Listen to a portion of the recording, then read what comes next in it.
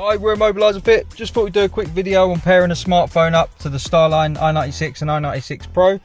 Today we're going to do it on a brand new 2022 E53 hybrid. So the way you pair the phone, first of all, turn the ignition on. So on this car, it's foot off the brake, double tap the start button.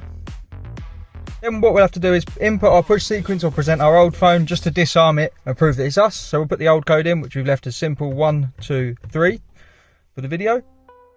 Receive our melody. Now we'll press any button that we know works. We'll just stick to the same button for the video. 1, 2, 3, 4, 5, 6, 7 times.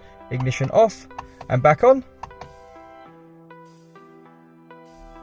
There we go. So now the system's discoverable. So now if you download the Starline key app, tap start search. It'll come up in this list. If it's not here, go to Bluetooth settings.